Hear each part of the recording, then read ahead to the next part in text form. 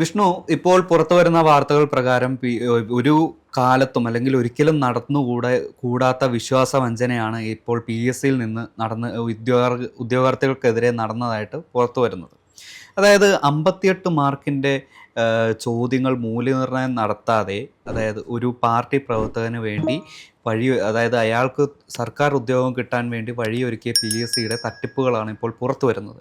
ഇപ്പോൾ PSCയുടെ ഇനിയുള്ള ദിവസങ്ങളിലെ റിപ്പോർട്ടുകൾ ഇതിലും കൂടുതൽ ഞെട്ടിക്കുന്നതായിരിക്കും അല്ലേ? ഉറപ്പായിട്ടും ഇത്തരം വാർത്തകൾ കേൾക്കുമ്പോഴാണ് നമുക്ക് ഇവിടെ നമ്മൾ കേരളം എന്ന് പറയുന്നത് ഏറ്റവും കൂടുതൽ PSC നിയമനങ്ങൾ നടത്തിയിട്ടുള്ള ഒരു സംസ്ഥാനമാണ്.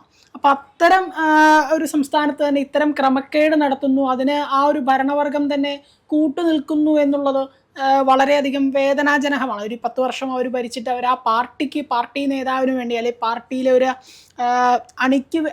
അണികൾക്ക് വേണ്ടി ഒരു PSCയുടെ അതും ഏറ്റവും വലിയ പദവിയാണ്. PSC എന്ന ഒരു അതിലെ ഏറ്റവും വലിയ റാങ്കാണ് ഈ ആസൂത്രണ ബോർഡ്, പ്ലാനിംഗ് കമ്മീഷന്റെ ഏറ്റവും ആസൂത്രണ ചീഫാണ്. ആ സ്ഥാനത്തേക്കാണ് അവിടെ അഴിമതി കാണിച്ചിട്ടുള്ളത്. ഒന്ന് ആലോചിച്ച് നോക്കൂ, കഷ്ടപ്പെട്ട് ഇരുട്ടത്തിരുന്ന് പഠിച്ച അല്ലെങ്കിൽ അത്രത്തോളം ഉറക്കൊഴിച്ച് പഠിച്ചിട്ട് അത്രയും കഷ്ടപ്പെട്ട് വന്നിട്ടുള്ള ഒരുപാട് വിദ്യാർത്ഥികളുണ്ട്. അവരിന്ന് തെരുവിലാണ്, അവരിന്ന് കരയുകയാണ്, അവർ മരണം വരെ സമരം ചെയ്യുമെന്നാണ് പറഞ്ഞിരിക്കുന്നത്. അപ്പോൾ ഇത്തരം ആളുകളെ അവരെ അവഗണിച്ചുകൊണ്ടുള്ളൊരു തീരുമാനമായി പോയില്ലെങ്കിൽ, അല്ലെങ്കിൽ അത് അവരോട് കാണിച്ചിട്ടല്ലേ ഈ ജനപക്ഷ സർക്കാർ എന്നൊക്കെ ഇവർ പറയുന്നുണ്ടെങ്കിലും അത് ശരിക്കും ഇവർ വലിയൊരു നീതികേടാണ് അത് ചെയ്തത്. ഉറപ്പായിട്ടും അല്ലേ? നമുക്ക് എങ്ങനെ പറയാൻ പറ്റും? ഇപ്പോൾ സർക്കാർ ജനങ്ങൾക്കൊപ്പമാണ്, സാധാരണക്കാർക്കൊപ്പമാണ് ഈ പാർട്ടി അല്ലെങ്കിൽ ആ സർക്കാർ. ആ സർക്കാരാണ് ഇന്ന് ഒരുപാട് ആളുകളെ അല്ലെങ്കിൽ ഉദ്യോഗാർത്ഥികളെ ഇന്ന് ഈ തെരുവിലിറക്കിയിരിക്കുന്നത്. അത് മാത്രമല്ല, ഈ 1, 2 അല്ല, 58 മാർക്കിന് വേണ്ടി ഈ ഒരു പരീക്ഷ എഴുതിയ ലക്ഷത്തോളം അല്ലെങ്കിൽ 10,000-ഓളം വരുന്ന ഉദ്യോഗാർത്ഥികളുടെ പേപ്പർ വാല്യുവേഷൻ എല്ലാം അട്ടിമറിക്കപ്പെട്ടിരിക്കുന്നു എന്നാണ് പുതിയതായിട്ട് വരുന്ന വിവരങ്ങൾ. അതായത് ഈ ഒരു 1ാം റാങ്കുകാരന് വേണ്ടി അല്ലെങ്കിൽ ഈ ഒരു 1ാം റാങ്കുകാരൻ്റെ താഴത്ത് വരുന്ന ആ ഒരു 2ാം റാങ്കുകാരൻ്റെ ആ ഒരു പേപ്പർ വാല്യുവേഷനിൽ അടക്കം കൃത്രിമത്വം കാണിച്ചിട്ടുണ്ട് ഈ ഒരു PSC മൂല്യനിർണ്ണയ ബോർഡും അല്ലെങ്കിൽ അതുമായിട്ട് ബന്ധപ്പെട്ട ഓരോ ഉദ്യോഗസ്ഥരും. അപ്പോൾ ഇവർക്കെതിരെ വിശ്വാസവഞ്ചന അല്ലെങ്കിൽ ഈ ഡ്യൂട്ടിക്കിടയിൽ ഉണ്ടായിരിക്കുന്ന മനഃപൂർവ്വം ചെയ്തിരിക്കുന്ന വഞ്ചന, ഇതെല്ലാമാണ് ഈ ഒരു ക്രൈംബ്രാഞ്ച് ഈ ഒരു ഉദ്യോഗസ്ഥർക്കെതിരെയും അല്ലെങ്കിൽ ബോർഡിനെതിരെയും ചുമത്തിയിരിക്കുന്നത്. അത് വളരെയധികം നമുക്ക് തന്നെ അറിയാം. ഇപ്പോൾ ഞാൻ തിരുവനന്തപുരത്തെ ചില കാഴ്ചകൾ കണ്ടു. ഇപ്പോൾ ഈ PSC സമരവുമായി ബന്ധപ്പെട്ട് ചില കാഴ്ചകൾ കണ്ടു. ഇവരൊക്കെ കരഞ്ഞുകൊണ്ടാണ് പറയുന്നത്, ഞങ്ങളോട് ഇത്രയും നീതികേട് എന്തിനെ കാണിച്ചിരുന്നു, അല്ലെങ്കിൽ എന്തിനാണ് ജനപക്ഷ സർക്കാർ എന്ന് പറയുന്നൊരു സർക്കാർ ഇത്തരം കാര്യങ്ങൾ ചെയ്യുന്നത്. അവരത്രയും കഷ്ടപ്പെട്ട് പഠിച്ചെഴുതിയ ഒരു എക്സാമാണ്. അപ്പോൾ അവിടെ അവർക്ക് നീതി നിഷേധിക്കപ്പെടുക എന്ന് പറയുന്നത് എത്രത്തോളം വേദനാജനകമാണെന്ന് ഓർക്കണം. ഇപ്പോൾ ഈ ക്രമക്കേടുമായി ബന്ധപ്പെട്ട് 58 മാർക്കിൻ്റെ 10 ചോദ്യങ്ങൾ അടങ്ങുന്ന 58 മാർക്കിൻ്റെ 10 ചോദ്യങ്ങളാണ് അവർ മൂല്യനിർണ്ണയം നടത്താതെ നോക്കിയിട്ടുള്ളത്. അതും ചീഫ് എന്ന അത്രയും തലത്തിലുള്ള ഒരു എക്സാമിന് വേണ്ടി 1-2 മാർക്ക് അല്ലെങ്കിൽ 1-2 ചോദ്യങ്ങൾ സ്കിപ്പ് ചെയ്യുന്നതിന് അതിനെ ന്യായീകരിക്കാം. പക്ഷേ 10 ചോദ്യം 58 മാർക്ക് എന്നത് നിരന്തരമായി PSC പരീക്ഷ എഴുതുന്ന ഓരോ ഉദ്യോഗാർത്ഥിക്കും വിലപ്പെട്ടതാണ്. കാരണം 1-2 മാർക്കിൻ്റെ വ്യത്യാസത്തിൽ ഷോർട്ട് ലിസ്റ്റിൽ നിന്നും പുറന്തള്ളപ്പെടുന്ന ഉദ്യോഗാർത്ഥികളെ നമ്മൾ കണ്ടിട്ടുണ്ട്. അല്ലെങ്കിൽ 1-2 മാർക്കിൻ്റെ പേരിൽ മെയിൻ ലിസ്റ്റിലേക്ക് പ്രവേശനം ലഭിക്കാത്ത പോകുന്ന ഉദ്യോഗാർത്ഥികളെ നമ്മൾ കണ്ടിട്ടുണ്ട്. അല്ലെങ്കിൽ എൻ്റെ തന്നെ ഒരുപാട് സുഹൃത്തുക്കൾ ഇതുപോലെ 1-2 മാർക്കിൻ്റെ പേരിലാണ് എൻ്റെ ഈ ഒരു ലിസ്റ്റിൽ നിന്ന് പുറത്തു പോയത്. അപ്പോൾ ഈ 58 മാർക്കിന് വേണ്ടി 10 ചോദ്യങ്ങൾ ഇതുപോലെ മനഃപൂർവ്വം ഒഴിവാക്കി എന്ന് പറയുമ്പോൾ അതിലെ ആ ഒരു ഇതിൽ ചെയ്തിരിക്കുന്ന ആ ഒരു ഗൂഢാലോചനയുടെ ആ ഒരു ഇമ്പാക്ട് ഒന്ന് ആലോചിച്ചു. ക്രമക്കേടെന്ന് പറയുന്നത് അത്രയും വലിയ ക്രമക്കേടാണ് കാണിച്ചിരിക്കുന്നത്. എന്താണെന്ന് വെച്ചാൽ ഇവിടെ ചീഫിന്റെ എക്സാം ആണ്. അത് മാത്രമല്ല, ഈ ഒരു തലത്തിലേക്കുള്ള ഒരു എക്സാം എഴുതുമ്പോൾ 58 മാർക്കിന്റെ 10 ചോദ്യങ്ങൾക്കുള്ള ഒരു എക്സാം എഴുതുമ്പോൾ ഈ എക്സാമിന്റെ റിസൾട്ട് അല്ലെങ്കിൽ അത് മൂല്യനിർണ്ണയം നടത്താതെ വന്നിട്ടുള്ള എക്സാമിന്റെ റിസൾട്ട് അത് ഇന്റർവ്യൂ ബോർഡിന് നേരത്തെ കൈമാറുകയാണ്. ഇവിടെ അതിന്റെ അടിസ്ഥാനത്തിൽ ഇന്റർവ്യൂവിന് കൊടുക്കുകയാണ്. അത് 1ാം റാങ്കുകാരനാണ് വന്നിരിക്കുന്നത്. ആരാണ് 1ാം റാങ്കുകാരൻ? നമ്മളുടെ പാർട്ടിക്കാരൻ തന്നെയാണ്. അപ്പോൾ ആ പാർട്ടിക്കാരൻ തന്നെ അവിടെ 1ാം റാങ്കുകാരനായി തിരിക്കുകയാണ്.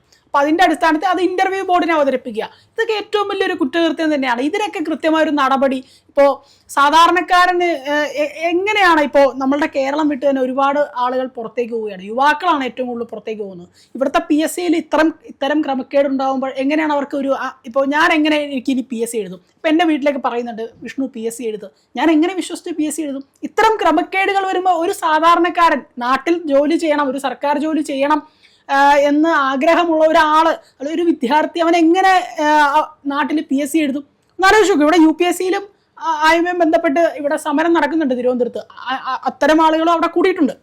അപ്പൊ ഇതാണ് ഒരു പൊതുപരീക്ഷയിൽ ഒരു യുവാവിന് അവിടെ വിശ്വാസം നഷ്ടപ്പെടുന്നുണ്ടെങ്കിൽ അവൻ പുറത്തേക്ക് പോകും. ഇങ്ങനെ പുറത്തേക്ക് പോകുന്നതുകൊണ്ട് നമ്മുടെ രാജ്യത്തിന്റെ ഒരു വിഭവശേഷി തന്നെയല്ലേ ഇവിടെ ഇല്ലാതാവുന്നത്. മാത്രമല്ല ഈ സർക്കാർ സർവീസിൽ വിശ്വാസം നഷ്ടപ്പെട്ട അല്ലെങ്കിൽ PSCയിൽ വിശ്വാസം നഷ്ടപ്പെട്ട് പ്രൈവറ്റ് ജോലികൾ നോക്കുന്നവരെ കാത്തിരിക്കുന്നത് മറ്റൊരു ദുരന്തമാണ്. ഇപ്പോൾ നമ്മൾ കണ്ടിരുന്നു കോറോ ഹെൽത്ത് പോലുള്ള പ്രൈവറ്റ് കമ്പനികൾ ഉദ്യോഗാർത്ഥികളെ ഒരു കണ്ണിൽ ചോരയില്ലാതെ ജീവനക്കാരെ പിരിച്ചുവിടുന്നത്.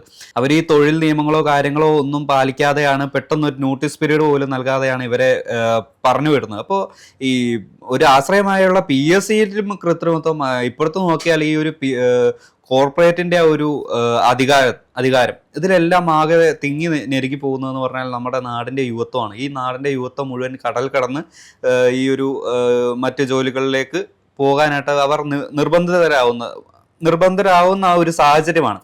ഇതെല്ലാം മാറ്റം വരണമെന്നാണ് പറയപ്പെടുന്നത്. ഇപ്പോൾ PSC ഇപ്പോഴല്ല ഈ ഒരു ഉരുണ്ടുകളി തുടങ്ങിയത്. ഇപ്പോൾ ഇതിൻ്റെ പേരിലുള്ള ആക്ഷേപങ്ങൾ ഉയർന്നു, അന്വേഷണം ആരംഭിച്ചു.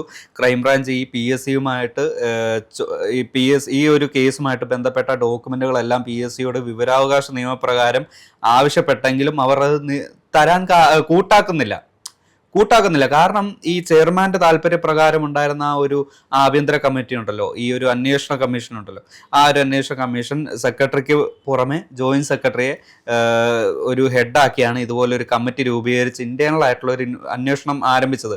അപ്പോൾ ഈ ഒരു അന്വേഷണ സംഘത്തിന് നൽകേണ്ട ഡോക്യുമെന്റ് എന്തൊക്കെയാണെന്ന് അവർ ലിസ്റ്റ് ഔട്ട് ചെയ്യുന്നതിൽ ചെയർമാന് കൈകടത്താൻ കഴിയും.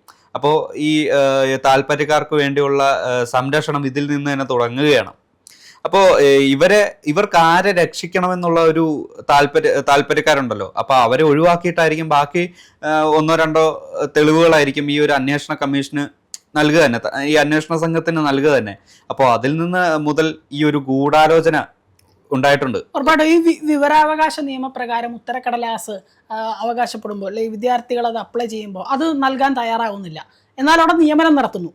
അത് നൽകാൻ തയ്യാറാവാതെ ഇവിടെ നിയമനം നടത്തുന്നു. ഒന്ന് ആലോചിച്ച് നോക്കൂ, 11,000-ലധികം വിദ്യാർത്ഥികളാണ് ഈ ഒരു പരീക്ഷ എഴുതിയിട്ട് നിയമനം കിട്ടാതെ ഇപ്പോൾ ഇന്ന് തിരുവനന്തപുരം തെരുവിലാണ് അവർ കിടക്കുന്നത്. ഒന്ന് ആലോചിച്ച് നോക്കൂ. ഇപ്പം ഈ ഒരു സർക്കാർ മാറിയിട്ടില്ലായിരുന്നെങ്കിൽ, ഈ 10 വർഷം ഈ LDF സർക്കാർ ഇനിയും ഒരു 15 വർഷം പോവുകയായിരുന്നെങ്കിൽ ഈ വിദ്യാർത്ഥികൾ അല്ലെങ്കിൽ ഈ ഉദ്യോഗാർത്ഥികൾ ഇവരിവിടെ തന്നെ കിടക്കില്ലേ? ഇന്നിപ്പോ VD സതീശൻ സർക്കാർ ഇവിടെ അധികാരത്തിൽ വന്ന് ഈ അന്വേഷണ വിഭാഗത്തെ കൊണ്ട് ഇവിടെ അന്വേഷിപ്പിച്ചപ്പോഴല്ലേ കാര്യം മനസ്സിലായത്.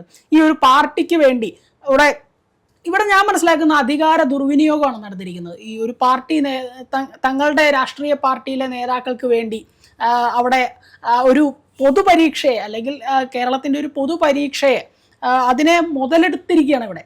ഇത്തരം ആളുകൾക്ക് കൃത്യമായൊരു നല്ല നടപടി തന്നെ വേണം, അല്ലെങ്കിൽ ഒരു ശക്തമായൊരു നടപടി തന്നെ അത് വേണം. അത് ഈ സർക്കാർ എടുക്കുമെന്നുള്ളതാണ് ഞാൻ വിശ്വസിക്കുന്നത്. കാരണം ഇവിടെ അജിതാബീഗത്തിന്റെ അന്വേഷണവുമായി ബന്ധപ്പെട്ട് ആദ്യത്തെ റിപ്പോർട്ടാണ് അവർ സമർപ്പിച്ചിട്ടുള്ളത്. ഇതിപ്പോൾ പ്രതി ആരാണെന്നൊക്കെ അടുത്ത ദിവസം നമ്മൾ കോടതിയിൽ എത്തിക്കുമെന്നാണ് അവർ പറഞ്ഞിട്ടുള്ളത്. അപ്പോൾ ഇനിയും തുടർ നടപടി പോയാൽ അവർക്ക് ഒരുപാട് കാര്യങ്ങൾ, എത്രത്തോളം ക്രമക്കേടുകൾ നമ്മളുടെ PSCയിൽ പൊതുപരീക്ഷയിൽ നടന്നിട്ടുണ്ടാവും അല്ലെ?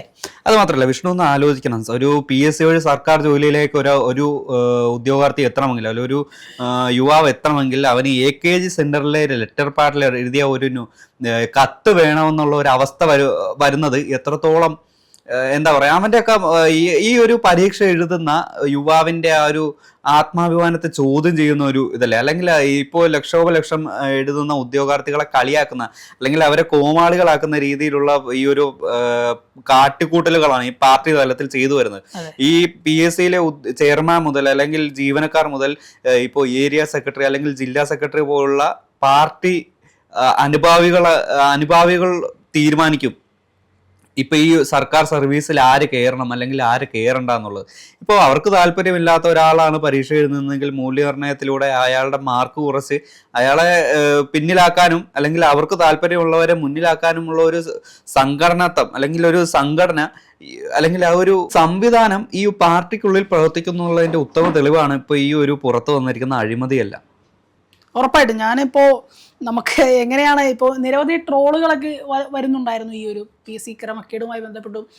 നിങ്ങൾക്ക് പാർട്ടിയിൽ ചേർന്നാൽ ജോലി കിട്ടും, എന്തിനാണ് വെറുതെ കഷ്ടപ്പെട്ട് ഇപ്പം നമ്മളുടെ നാട്ടിൽ തന്നെ എത്രത്തോളം ഒരു ഉദ്യോഗാർത്ഥികളെ വളർത്തിയെടുക്കുന്ന ഇൻസ്റ്റിറ്റ്യൂട്ട്സ് ഉണ്ട് അല്ലേ, ഒരുപാടുണ്ട്. നമ്മളുടെ സ്ഥാപനങ്ങളുണ്ട്, PSCയുമായി ബന്ധപ്പെട്ട് പഠിപ്പിക്കുന്ന ഒരുപാട് സ്ഥാപനങ്ങളുണ്ട്. ഇപ്പം എൻ്റെ നാട്ടിൽ തന്നെ ഒരുപാടുണ്ട്. അപ്പോൾ ഇത്തരം സ്ഥലങ്ങളിലൊക്കെ മാസം 5000-ഉം 6000-ഉം കൊടുത്ത് പഠിക്കുന്ന വിദ്യാർത്ഥികൾ അവരെന്ത് പ്രതീക്ഷയിലാണ് ഇനി അടുത്ത എക്സാം എഴുതേണ്ടത്. ഇപ്പോൾ കഴിഞ്ഞ ദിവസം തന്നെ പേപ്പർ ചോർന്നു. അപ്പോൾ ഇനി എന്ത് വിശ്വാസത്തിൽ ഇവർ ഈ പരീക്ഷ എഴുതി മുന്നോട്ട് പോകണം? എന്താണ് ഇവരുടെ പ്രതീക്ഷ? ഇവർക്ക് എന്ത് പ്രതീക്ഷ വെച്ച് അവർക്ക് ഈ എക്സാം എഴുതാൻ പറ്റും? അതൊരു അത്തരം നിഗൂഢതകളൊക്കെ ഇനി ഒരുപാട്. ഇപ്പോൾ ഈ അജിത ബീഗത്തിൻ്റെ അന്വേഷണം ഇവിടെ പൂർത്തിയായിക്കൊണ്ടിരിക്കുകയാണ്. അപ്പോൾ ഇനിയുള്ള ഒരു സമയങ്ങളിൽ, ഇനിയുള്ള ദിവസങ്ങളിൽ നിരവധി അഴിമതികൾ പുറത്തു വരും എന്നുള്ളത് ഞാൻ വിശ്വസിക്കുന്നുണ്ട്.